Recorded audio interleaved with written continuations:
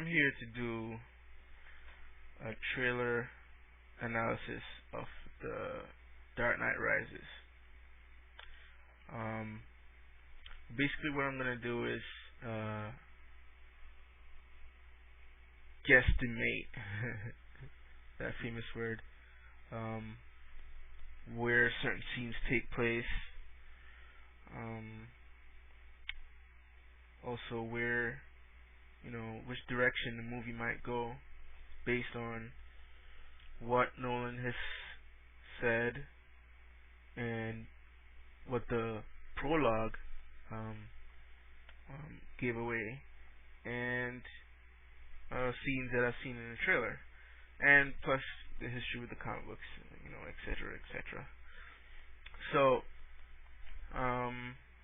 basically I'll start with the prologue, even though I don't have it here. I don't have the footage here. So, in the prologue,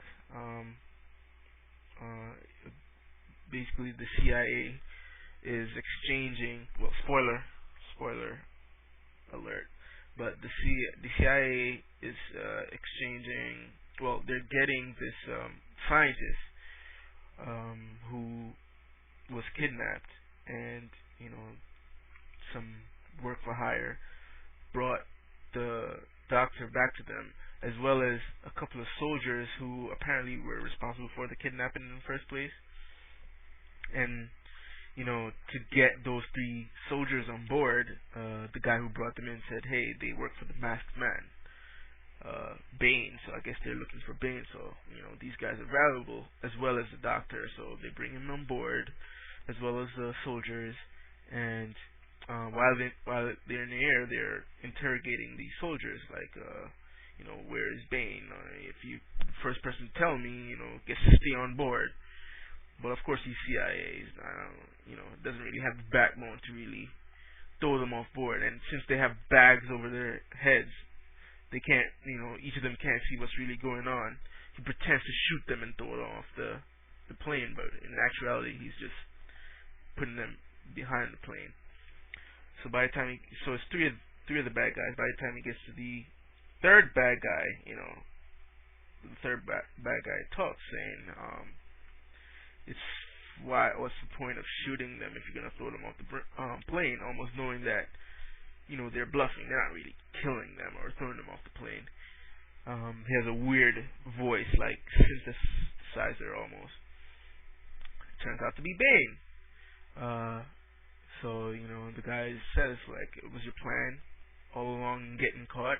How are you gonna escape? All of a sudden you see this huge plane pulling up behind their plane, and some soldiers come out, attach some stuff in some like rope to the plane, start shooting up the collateral damage, shooting up the CIA agents in the plane, and basically like lift back the back of the plane to let it hang, with the nose hanging down and the tail up, blow off the tail, go in all Bond-like, and take the doctor out of the plane, basically taking him back.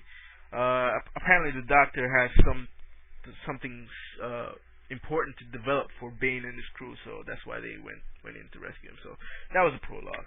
Now let's talk about the trailer here. Let's skip this scene. Skip, and let's get to here. This is Wayne Manor, and they're apparently having some sort of masquerade ball in honor of Harvey Dent. Really? Right? But he's a hero. War hero. Basically, Harvey, if you guys didn't see Dark Knight, he ended up being corrupted by Joker and becomes Two-Face. But by the time Batman kills Two-Face, well, not intentionally, of course, they're afraid that if it comes out that this guy who was supposed to be Gotham City's White Knight was actually Two-Face, it could just bring Gotham into like a chaotic nation. So Gordon and Batman come up with this brilliant idea of letting Batman take the fall. So this film actually takes place 8 years later after that decision, and apparently it's worked. Gotham is at peace. Again, Gotham is once again saved by the sacrifice of someone. So they're in peacetime. So I guess they're having a memorial, having a masquerade in his name. You think this will last? This is the party. Of course, Bruce beats Catwoman, and I feel this is let's go back a bit. This is in the beginning of the movie, near the beginning. Shit hasn't hit the fan yet. And one thing I've noticed about Batman, whenever Catwoman is involved in any Batman story, be it the comic books like the Long Halloween or cartoon, or even the Batman Returns, like Catwoman is the first meeting between Catwoman and Bruce Wayne is always at a party. Always. Like, it never fails. It's always at a party. Bruce Wayne is always surrounded by some hot chicks, and then she just walks in and it's like, oh my god, I gotta talk to this one right there. This one right there. So, I think this is the beginning. It may not be their first meeting, the more I think about it, it may not be their first meeting. It could be like he's seen her somewhere, and then she finally shows up at his party. But needless to say, I think this is close to the beginning of the movie. Like I said, shit hasn't hit the fan yet. And what she's saying to him about, like, your world is about to come crashing down, leads me to believe that she knows more about what's coming than the regular Joe. Is she working for Bane? I don't know. But if they make her character like the comic books, like it was established in the Long Halloween and When in Rome and Dark Victory, Catwoman is actually a blood relative of one of the bosses. I forgot it is it Maroni or one of them. And of course, those guys were in the first two films, those gangster guys. So she could be the relative, and she wants vengeance on, well, not really vengeance, but she knows the fact that, like, Two-Face isn't innocent, like what they seem. So she might want to go out and create a little havoc of her own, and especially the fact that this takes place 8 years later, and this Gotham is a different place. They're not tolerating these masked vigilantes. She might want to break the norm and become a mass vigilante herself, robbing the so-called rich, and he's one of the rich. So, like I said, this could be the beginning of the movie.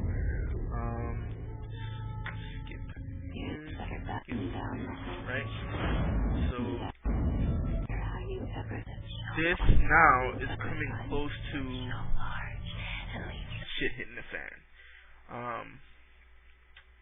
Some people said this is Wayne Manor. Could be Wayne Manor, but it doesn't match up to the beginning. Like, unless everybody slept over his house. It's like, what is that? Bruce had a sleepover? No. I think this may be belongs to a scene where it's all the riches of Gotham are being invaded by Bane's men or the prisoners of Arkham, which I'm gonna get to. But they're being invaded, so they're being terrorized. A little with the rest of us. Now, this is straight from the comics. How Bane basically defeated Batman was he broke out all the inmates of Arkham City, and Batman had to tirelessly reel them in one at a time.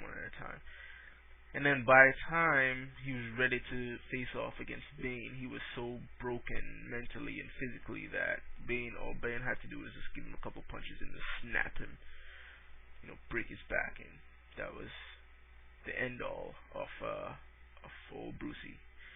So here he's breaking out all these prisoners. Of course, these guys are in the front here are his official men, but they're providing the weapons to the prisoners, orange jumpsuits. So he broke them out. But I think that scene happens after this. This is like one of the main things to signify Bane is coming to like sort of turn Gotham on its head. So he goes out to announce himself. I'm gonna get to these scenes later. Now Bane. Let's talk about Bane for a bit. From what I'm hearing, like I think Christopher Nolan is taking some elements that's from the comics and infusing his elements. I read somewhere that his backstory is almost similar to Bruce's in terms of how he got his training. As you saw in the beginning of Batman Begins, Bruce was in jail. Then Henry Ducard, who turned out to be Ra's al Ghul, trains him to be a member of the League of Shadows. And his final task to become an actual member of the League of Shadows was to kill a criminal, which Bruce refused to do. He doesn't want to kill. He feels that if he kills, he actually becomes one of these people that he's trying to prevent. So with that last defiance, he almost destroyed the League. And at the end of Batman Begins, Ra's al Ghul and Batman goes to war, and Batman wins. Now, the story behind Bane, which I'm hearing, is again Bane, a prisoner, which just like in the comic, he grew up in prison, but Ra's al Ghul takes him out of prison to become a member of the League of Shadows. But the path that he takes, as opposed to Bruce, is that he embraces the League's stance on criminals, where he has no qualms about killing. And I even hear that he becomes like this political assassin, and he's But by the end of part 1 and 2, I guess the fact that the League of Shadows is in shatters after killing Ra's, he becomes a mercenary. So he probably came back to finish the job that his adopted father, which would be Ra's al Ghul, started by tearing down Gotham, which was saved twice. Once by the death of Bruce's parents, who inspired the rich to sort of save the city, and the second time by Batman himself. Now, the third time, Bane is going to try to destroy it, but the only way to destroy it is to fully destroy its protector, and that's Batman. So, that's priority on his list. So, yeah. He goes his presence, and boom, it's there. And from what we've seen from set footage, he actually makes a speech after this incident. Now, let's get to some of the stuff here. Okay, what's going on here? Not too sure, obviously, but this is probably Bane has probably made himself known that he's around. He's creating havoc in the city. Cops are looking for him. Like, where's this guy? But they can't find him. I think this is actually Bane leading up to, the Heinz arena before he blows it up. And let's go to this trailer for a second right here. Let's go to here.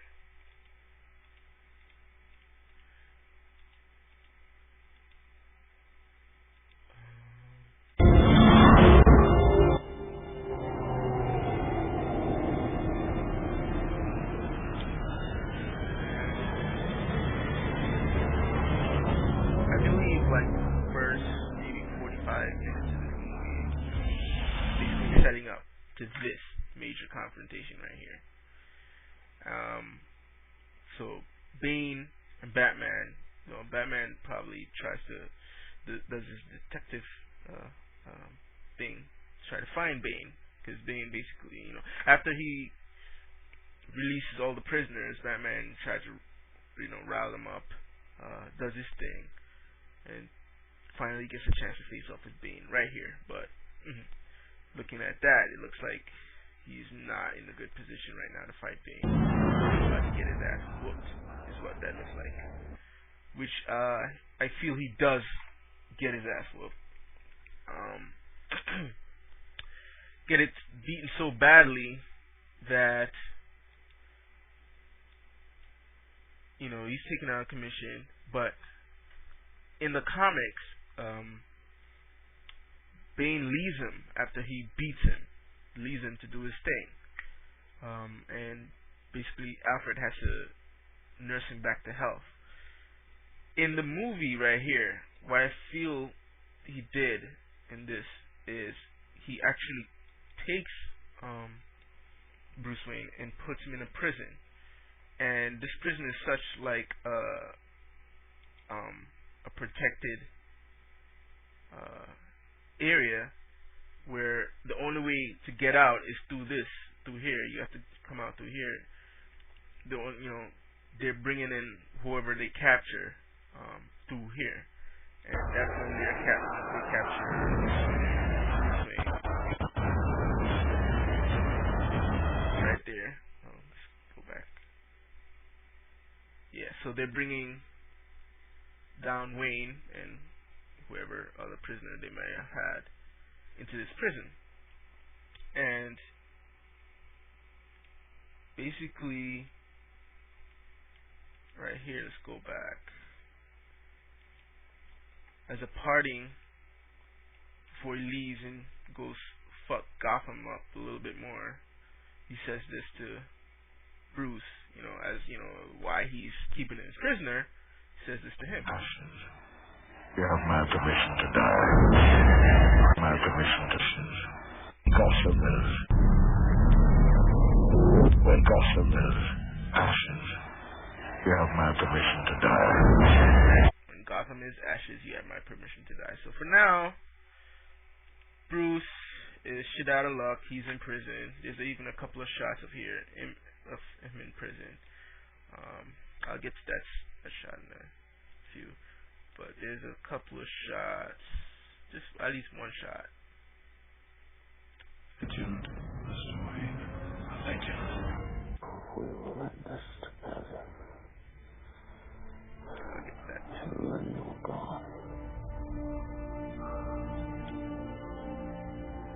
None is evil. Right. The Batman has to come back. Right here. So, it's kind of like that whole hard time living. You're in jail. What can you do? Exercise. So probably healing from a big ass whooping he got from Bane. He's trying to get his strength back up. So you go to right here. Go to more prison shots. Like I said, I'm kind of trying to go in chronological order where the movie takes place. Just my assumption. Let's go. Where are we? Large, heavily pressed. Right here. Alright, so clearly that's the same prison. And he's probably there for a while. He has his beard and everything. Gray streak. Well, takes place 8 years later, so he has a gray streak even the beginning of the movie. So yeah, we finally find out what that chant it means. Well, it could mean. It could be something else that the prisoners are chanting. Rise. So, how does he escape? He could probably have escaped on his own, or he probably got help. Here's a wild theory. Okay, so this character. Let's go back here in the beginning. To the party. Party. Meet some more characters.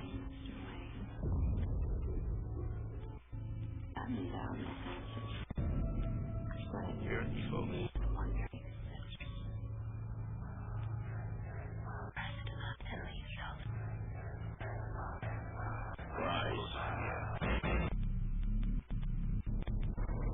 Yes. Mission to die.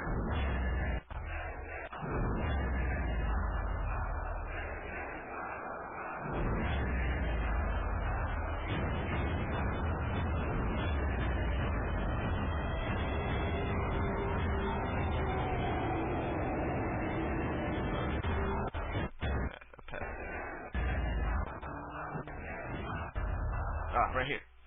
So,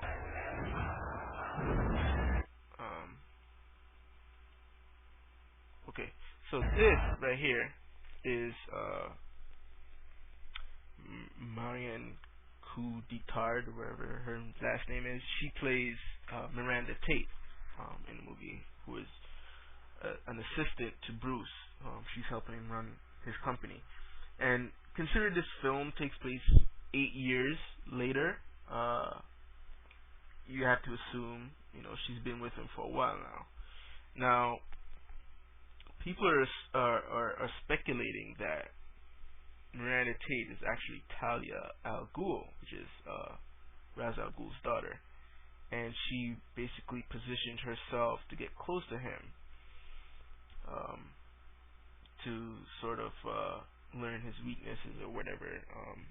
Maybe she's working with Bane. So assume all that is true, right? She is Talia al Ghul. She came in to sort of get in the inside and sabotage Bruce, get revenge for her father's death. So assume that all that is true. She's been working with him for a while. And in the comics, Talia al Ghul actually falls in love with Bruce, and oftentimes, defies her dad because she's so much in love with Bruce. So, the mere fact that she's spending so much time with him, could cloud her judgment and could just put her on a sense of I don't think I can do this to him. And the mere fact that Bane basically broke Batman and threw him in prison, she could possibly be the one to sort of divide the league, so to speak, where it's her versus Bane, where it's like, okay, Bane has sort of taken control of the league, but that's not what Miranda really wanted, or Talia really wanted. So she basically said, the only person that can stop Bane right now is Batman. We need Batman. So she could use whoever is still loyal to her in the league to help, break him free. Or we could just basically go by this scene right here and said Bruce Wayne basically freed himself.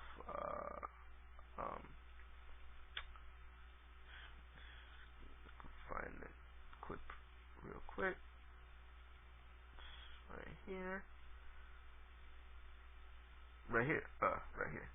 So, who is that Bruce climbing out up the, him trying to get out? Could be. So yeah, so she could have rescued him, or he just basically used his ingenuity and escaped himself. Then now we get to,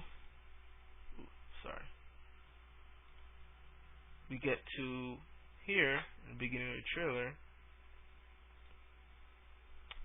this scene. You are as precious to me as Bruce you were probably to your own coming mother home and father. after a long time in prison, kind of like reminiscent. Christopher Nolan basically spoke a lot about full circle when it comes to the third film. It's like it harkens, it comes full circle from the first Batman. And in the first Batman, Bruce is missing for a long time, basically training to become Batman, and then comes back after years of training back to Wayne Manor, where Alfred is basically waiting for him. And again, with the almost like poetic, the furniture or draped or draped these cloth, like the first film. So this is probably him returning. Probably gave Alfred a heads up that he's coming back, and Alfred instinctively just prepared a meal. It's like, I'm returning after all this time. And right here is him. Probably took a shower and cleaned himself up. To your own mother and father. I swore to them that I and would this is protect basically, if you listen to Alfred, listen to his voice right here. Let's turn it up. mother and father. I swore to them that I would protect you, and I haven't. It's like choking up, like, after you've been gone for such a long time.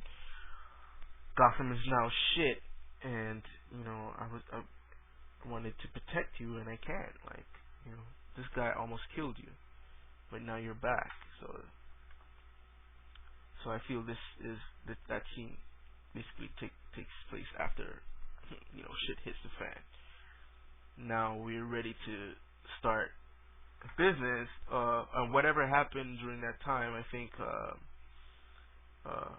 Bane did some damage to all the police officers, and one of the injuries was Commissioner Gordon himself. Now here, Commissioner is talking to someone. Let's turn that up. Who's he talking to? Is it Batman or Bruce? The Batman has to come back. What if he doesn't exist anymore? He must. He must. So basically, Batman is talking to Commissioner Gordon. But here's the thing. Here's a scene right here. The end. Well, close to the end.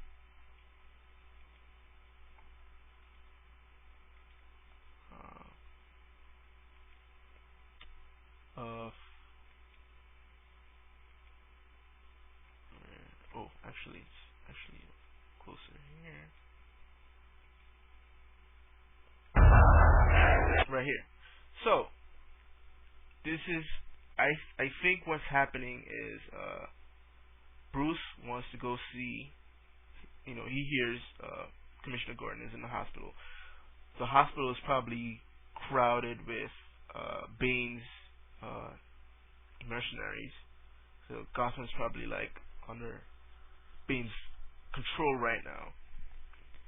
So he has to, but he can't really reveal himself to be Bruce to Commissioner Gordon. So he basically goes in as this guy, mask, whatever, and he's talking to Bruce until whoever is coming discovers he's there, and he basically bungee jumps.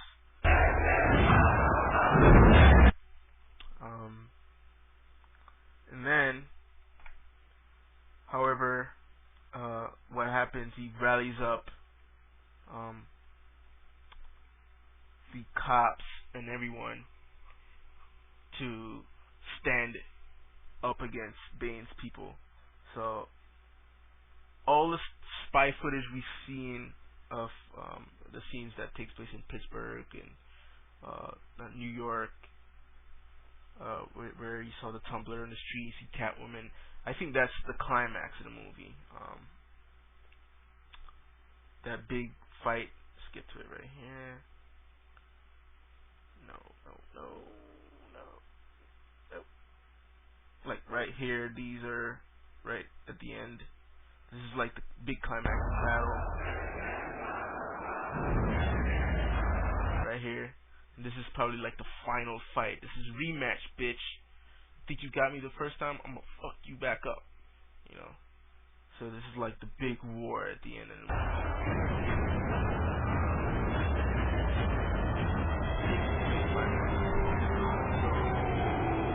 The only thing, like I said, I'm not 100% sure how these all the pieces fit together. Like exactly how do you fit in Miranda Tate's character if she ends up being Talia al Ghul and Selena Kyle in the mix.